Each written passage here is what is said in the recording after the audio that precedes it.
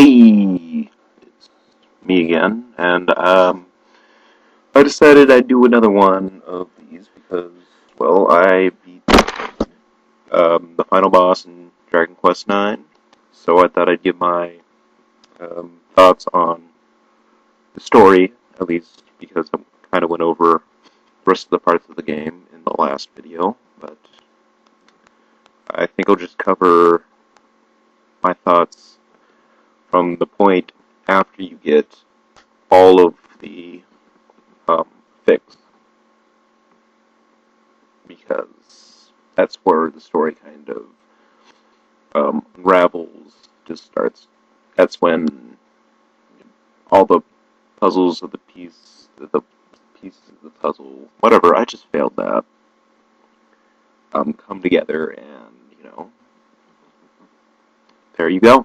It's just, and it starts to click, and you start to understand. But overall, it's a great game. It has a lot to do in it. It took me 55 hours to get to where I was because I decided I'd switch my mage to a priest, and I decided to take the long way and fight normal monsters, not liquid metal slimes like I should have, to get her to where she should have until like 4 levels before I needed multi heal. Until she learned multi heal, and then I went and fought metal liquid slimes like I should have from the beginning. Um, that took a few hours to get to because of how the experience points thing is divided out. But, it was worth it. I beat him like one try after that the other time. I'd fought him 2 times before, and I decided, yeah, I kind of need at least a second person to be healing.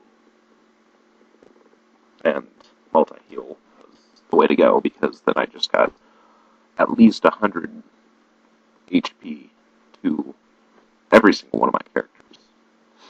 And then I just have my main character back, her up with more healing, just in case. Aegon to boost her healing powers when, everyone was down low, or she was down low, or something. And, yeah. But, right after you get all this fixed, and this is like the spoiler point, if you haven't played the game, haven't beat the final boss, haven't got to where you get all the figs, this is the point where you kind of want to just stop. I don't know, stop listening to this. So there's that, and I'm going to start eating some food just in case you want to know what's going on, because I'm hungry. All right. So after you get the figs, your former teacher tricks you into giving them to him. He says he's going to deliver them to,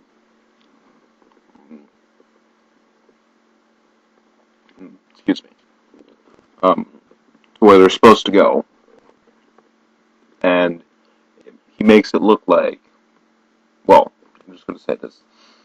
He basically tricks you into giving up to him so he can give them to the bad guys. Quote, unquote, type deal.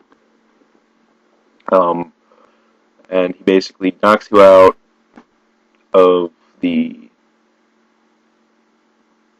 um, flying train you're in, and you land in a village that kind of hates people, outsiders, because of something that happened 300 years ago. That event that took place 300 years ago is basically the key to this entire game. It's basically what leads up to the final boss.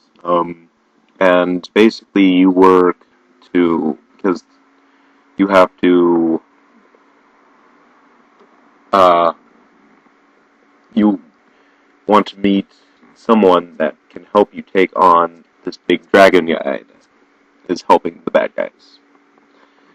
So you have to find the guy that beat him 300 years ago. 300 years ago. Amazing.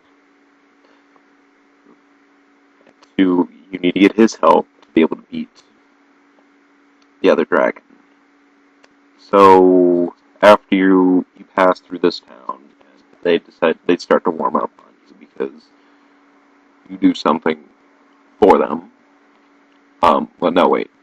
You make a bridge with an arrow to Upover.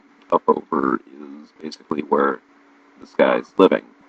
So after you're done making the bridge, you travel to Upover, climb a mountain, and you meet the dragon guy, and he's very pissy. He doesn't like people, especially since you smell like his enemy for some reason.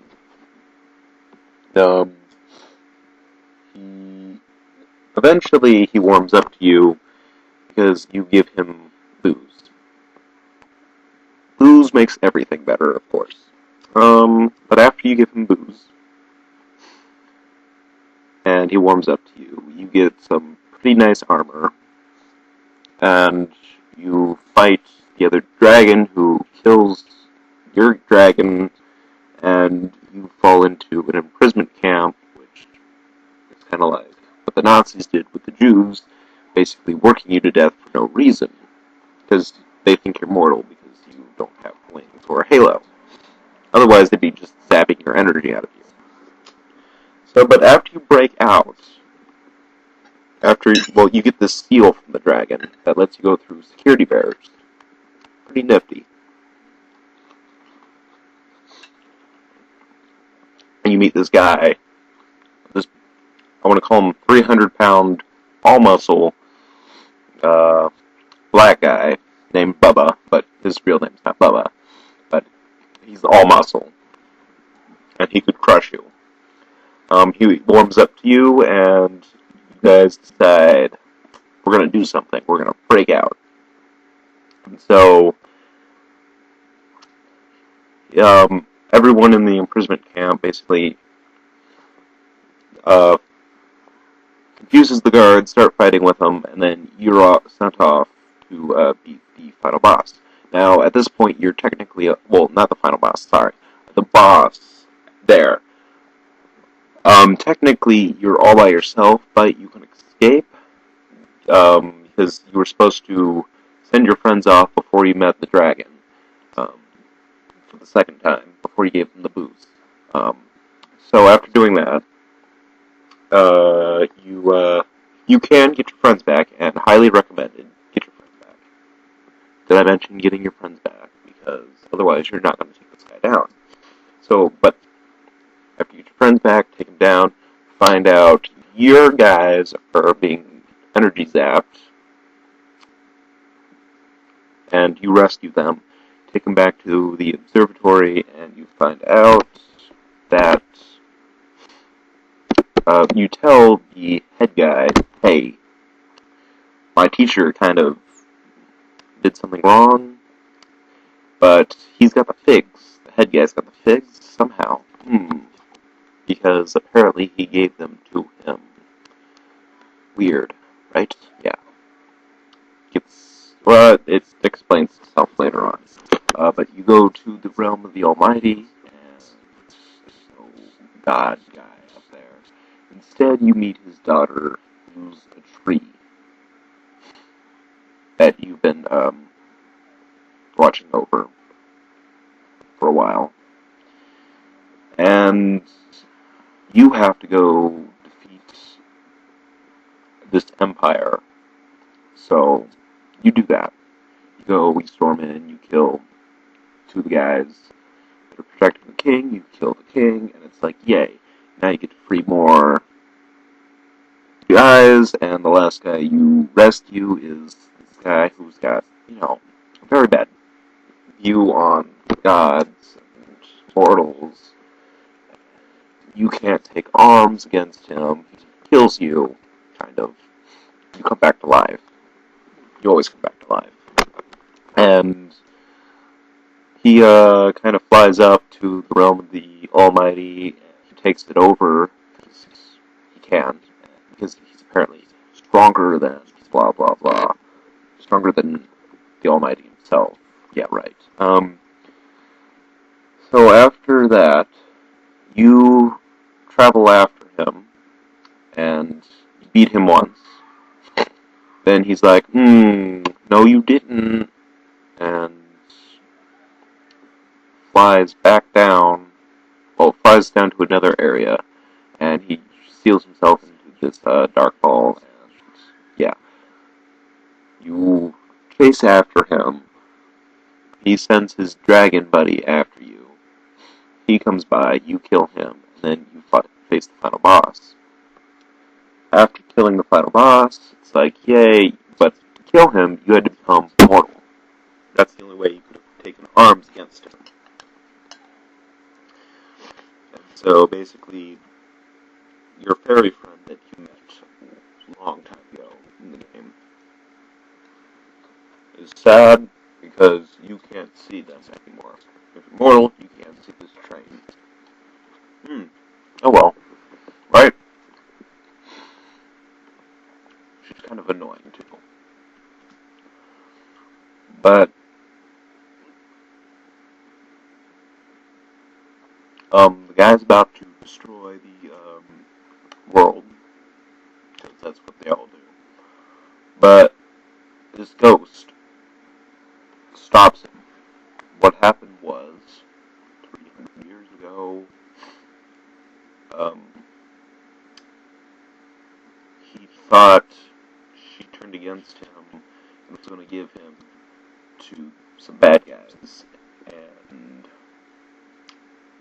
so he built rage over the years against mortals and became insane. Not the Joker sane, but just insane in general. And yeah, so that was that. She stops him, he explains what really happened, and now they're all better. They fly off, and everything disappears, and you go, and now it's post-game time. You can do whatever you want. There's still tons to do after the game's over, which is good. Which means I might be doing another one of these. Oh well. I need to find someone who can do multiplayer with me, because I'd like to do multiplayer. Hopefully that's what the next video is about. But I don't have much time left, as I've been trying to keep this scheduled to however minutes it is. So I'll talk to you guys next time. Hope you enjoyed this. It's